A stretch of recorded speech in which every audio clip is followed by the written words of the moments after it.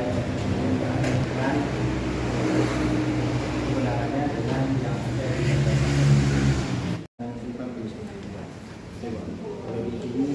tapi kemudian kantor, terus kepengurusan, ketua, sekretaris, dan bendahara. Ini untuk dari KIP sendiri ada berapa tim yang diturunkan?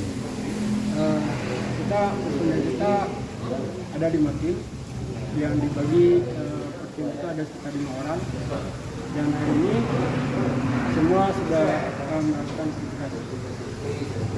Waktu verifikasi kita berapa lama? Kalau verifikasi kita sesuai dengan tahapan itu dari 15 sampai dengan 4 November. Nah, kenapa kita hari ini melakukan tanggal 17? Karena tanggal 15 dan 16 itu masih verifikasi kepengurusan tingkat pusat oleh KPU.